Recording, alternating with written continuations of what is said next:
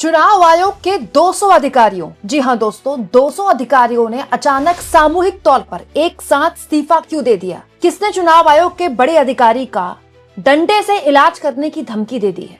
दोस्तों, एसआईआर को लेकर लगातार पश्चिम बंगाल में जिस तरह की खबरें आ रही हैं, जिस तरह की बयानबाजी आ रही है और जिस तरह की ऑब्जर्वेशन सुप्रीम कोर्ट की तरफ से आ रही है, उनको अलग अलग तरह से उसका विश्लेषण किया जा सकता है, लेकिन किसी भी तरह इस तरह की भाषा को जस्टिफाई नहीं किया जा सकता जो एक विधायक द्वारा बोली गई है। दोस्तों, चुनाव आयोग की कार्यप्रणाली को लेकर तो विपक्ष के तमाम नेताओं में एक तरह का गुस्सा है, एक तरह की असहमति है, लेकिन असहमति की भाषा की मर्यादा लांघ दी टीएमसी के विधायक ने, जिन्होंने एसआईआर को लेकर अपना असंतोष जाहिर करते हुए चुनाव आयोग के बड़े अधिकारी को सीधा सीधा धमकी दे दी कि वो उनका डंडे से इलाज करेंगे।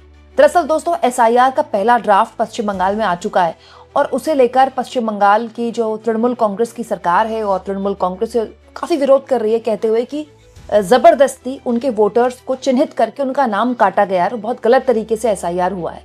हालांकि अभी भी लोगों के पास पर्याप्त वक्त है, जिनका नाम कटा है वो दोबारा से जुड़ाने के लिए अपील कर सकते हैं। दोस्तों, इस बीच तृणमूल कांग्रेस के एक विधायक जिनका नाम मोनिरुल इस्लाम है, मैं आपको बता दूं, मोनिरुल इस्लाम बेसिकली कंट्रोवर्शियल बयान देते रहते हैं, विवादित बयान देते रहते हैं।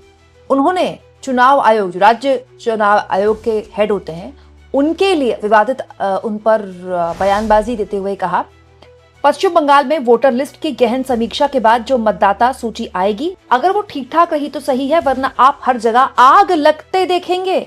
मेरा मानना है कि तड़पते हुए धीरे धीरे मरने की बजाय लड़ते हुए मरना कहीं अधिक सही है। ये झंडा काम नहीं करेगा, इसे डंडे से तोड़ना होगा। मैं उसे कब्र से खींच लाऊंगा। ये जो भाषा है, ये जो बात है, ये दरअसल टीएमसी के विधायक मनिरुल इस्लाम इस्तेमाल कर रहे थे राज्य के चुनाव आयुक्त के लिए। दोस्तों, राज्य के जो चुनाव आयुक्त हैं वो हैं Manoj Kumar Agarwal, chief electoral officer West Bengal. और ये बकायदा जो आरोप टीएमसी के विधायक लगा रहे थे, दोस्तों, जिस वक्त ये आरोप लगा रहे थे, उस वक्त जिस जगह पर ये सब कुछ हो रहा था वहां भी काफी हंगामा हुआ। चुनाव आयोग के अंतर्गत काम करने वाले 200 बीएलओज ने, दोस्तों 10, 20, 50 नहीं, सीधा सीधा 200 बीएलओज ने सामूहिक इस्तीफा दे दिया। हुआ ये दोस्तों कि पश्चिम बंगाल के मुर्शिदाबाद में बुधवार को काफी हंगामा हुआ है एसआईआर के पहले ड्राफ्ट को लेकर, और फरक्का विधानसभा क्षेत्र में टीएमसी के विधायक मोनिरुल इस्लाम, जिन्होंने ये बयान दिया जो मैंने आपको सुनाया, वो और उनके समर्थक फरक्का इलेक्टोरल रजिस्ट्रार ऑफिस पहुंच गए और वहां पर वोटर लिस्ट रिवीजन का काम चल रहा था। उस वक्त हालात बेकाबू हो गए जब समर्थकों ने कार्यालय परिसर में घुसकर तोड़फोड़ करनी शुरू कर दी, नारेबाजी शुरू कर दी।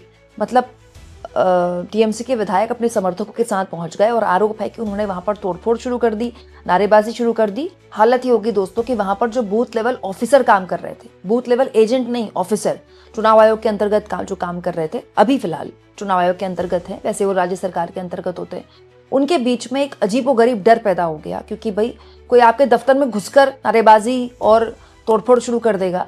इसीलिए करीब 200 बीएलओज ने सामूहिक तौर पर इस्तीफा दे दिया। काफी बवाल मचा है वहां पर। बीएलओज का कहना है कि वो लगातार दबाव में काम कर रहे हैं और ऐसे हालात में, इन हालातों में काम करना बहुत मुश्किल हो गया है और निष्पक्ष तरीके से काम करना उनके लिए ऐसे हालात में नामुमकिन है। तो सीधा सीधा 200 अधिकारियों ने, चुनाव आयोग में काम करने वाले बीएलओज ने इस्तीफा दे दिया। वहीं दूसरी ओर ठीक चुनाव से पहले टीएमसी के विधायक खुद चुनाव आयोग के दफ्तरों में जाकर इस तरह की तोड़फोड़ कर रहे हैं, इस तरह के उनके समर्थक नारेबाजी कर रहे हैं और विवादित बयान दे रहे हैं, तो जाहिर तौर पर वो बैकफुट में तो आएंगे ही। टीएमसी को दोनों ने घेरा, कांग्रेस पार्टी ने भी, बीजेपी ने, दोनों ने इसको लॉ एंड ऑर्डर का मुद्दा बनाते हुए कहा कि राज्य सरकार के अंतर्गत हो रहा है, राज्य सरकार ये सब कुछ करा रही है। ये बात बिल्कुल सही है दोस्तों कि पश्चिम बंगाल की मुख्यमंत्री ममता बनर्जी डायरेक्टली ज्ञानेश कुमार को पर्सनली लेटर्स लिख चुकी हैं और उन लेटर्स में वो डियर ज्ञानेश कुमार करके उनको संबोधित कर चुकी हैं और बकायदा वो लेटर सोशल मीडिया में पोस्ट भी कर चुकी हैं। ये बात भी बिल्कुल सच है कि ममता बनर्जी के भतीजे अभिषेक बनर्जी 31 दिसंबर को बकायदा अपने सांसदों के साथ ज्ञानेश कुमार के दफ्तर में गए, मीटिंग की, उनसे काफ़ी हंगामा वहाँ पर मचा, काफ़ी उन्होंने मतलब बाहर आकर प्रेस कॉन्फ्रेंस में आरोप भी लगाए ज्ञानेश कुमार पर कि वो उनसे उंगली दिखाकर बात कर रहे थे। तो उन्होंने उनसे कहा कि उंगली नीचे करो, मुझे उंगली मत दिखाओ, आपको किसी ने अपॉइंट किया होगा, मुझे जनता ने अपॉइंट किया है, मुझे जनता ने यहाँ पर बिठाया, मैं चुनाव जीत कर आया हूँ। तो ज्ञानेश कुमार और ममता बनर्जी की सरकार या फिर कह ले चुनाव आयोग या ममता बनर्जी की सरकार के बीच का तकरार जो है वो इस बीच काफी बड़ा है। लेकिन दोस्तों किसी भी तरह से एक सत्ताधारी दल के विधायक के इस तरह की भाषा या इस तरह की हरकत को बर्दाश्त नहीं किया जा सकता। लेकिन जब विवाद हुआ तो टीएमसी के इन्हीं विधायक ने अपने आप को पार्टी से अलग कर लिया कि भाई वहां तो पार्टी का झंडा था ही नहीं और मेरे अंतर्गत हंगामा और नारेबाजी नहीं हुई, वहां पर पहले से ही नारेबाजी हुई या मेरे जाने के बाद नारेबाजी हुई। पार्टी से उन्होंने अपने आप को अलग कर लिया। हालांकि टीएमसी के विधायक विवादित बयान देने के लिए जाने जाते हैं, उनकी पहचान है, यही उनका यूएसपी है। लेकिन हर लिहाज से किसी भी तरह की हिंसा को बर्दाश्त नहीं किया जा सकता और आप दफ्तरों में जाकर हिंसा करेंगे तो बर्दाश्त नहीं किया जाएगा। टीएमसी के विधायक ने तो ये कह दिया जब उन पर आरोप लगे तोड़फोड़ के कि परेशान नागरिकों की स्वतः स्फूर्ति प्रतिक्रिया है, ये जो लोग परेशान थे उनकी अपने आप प्रतिक्रिया निकल गई। अच्छा, वो प्रतिक्रिया भी दफ्तर में जाकर ही निकल रही है। जाहिर सी बात है दोस्तों, इस तरह की हरकत टीएमसी के विधायकों के लिए चुनाव से पहले बिल्कुल भी उन्हें सूट नहीं करती है और ये स्थितियां ऐसी हो जाएंगी आने वाले वक्त में कि लॉ एंड ऑर्डर का मुद्दा बन जाएगा। इस बीच पश्चिम बंगाल में एसआईआर को लेकर एक और बड़ी जानकारी है दोस्तों, मुझे लगा वो भी आपके सामने में रख दूं क्योंकि इस तरह की खबरें कम ही आ पाती हैं। पश्चिम बंगाल में एसआईआर का जो फाइनल ड्राफ्ट है, रोल है, जानकारी ऐसी मिल रही है कि उसके जो मोहलत है उसको आगे बढ़ाया जा सकता है। हुआ क्या है कि पहला ड्राफ्ट पश्चिम बंगाल में चुनाव आयोग ने दे दिया है, उसको लेकर आपत्तियां दर्ज कराने के लिए 14 फरवरी तक का वक्त है। अब जानकारी ये मिल रही है कि 14 फरवरी से भी ये डेट आगे खिसक सकती है क्योंकि शिकायतें काफी ज्यादा हैं और जो वहां पर अधिकारी काम कर रहे हैं उनको और वक्त चाहिए। तो 14 फरवरी आखिरी तारीख थी, लेकिन अब ऐसा लग रहा है कि 14 फरवरी से अभी और आगे की तारीख जा सकती है। दूसरी वजह यह भी है दोस्तों कि सुप्रीम कोर्ट ने कुछ अहम फैसले दिए हैं अभी रिसेंटली और कुछ वो फैसले हैं जो कि चुनाव आयोग को अपने अंदर इंक्लूड करने पड़े। चुनाव आयोग के कुछ अधिकारियों ने हिंदुस्तान से बात करते हुए बताया है कि क्योंकि चुनाव आयोग को अब सुप्रीम कोर्ट के उन आदेशों को भी इंक्लूड करना है तो हो सकता है कि जो ड्राफ्ट सूची फाइनल प्रकाशित करने की डेट थी उसको फिर से आगे बढ़ा दिया जाए।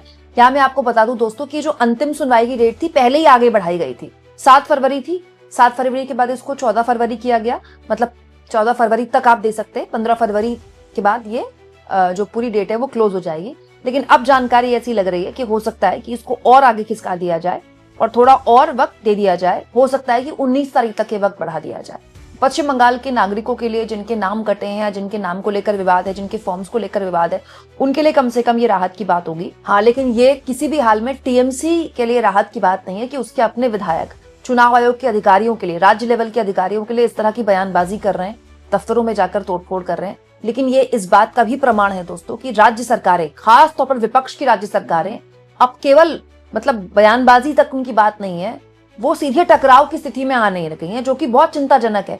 आप याद करिए, पश्चिम बंगाल पहला राज्य है जिसके मतलब राजधानी में, कोलकाता में चुनाव आयोग के दफ्तर के बाहर बीएलओस पहुंच गए और वो माना जा रहा था कि टीएमसी समर्थित बीएलओस थे। वहां हंगामा शुरू कर दिया गया। हालांकि वहां तोड़फोड़ जैसा कुछ नहीं हुआ था, शांतिपूर्ण तरीके से हंगामा हुआ था। बाकायदा अगले दिन धरने तक बैठ गए वो बीएलओस। तो ये पश्चिम बंगाल में कुछ ज्यादा ही देखने को मिल रहा है। हर लिहाज से ये राज्य सरकार के लिए भी मुश्किल पैदा कर सकता है और चुनाव आयोग के लिए तो खैर मुश्किल हो गई। आप सोचिए ऐसे में अधिकारी काम कैसे करेंगे। आपको क्या लगता है दोस्तों, कमेंट बॉक्स में जरूर लिखें और जितना हो सके चैनल को शेयर भी करें और सब्सक्राइब।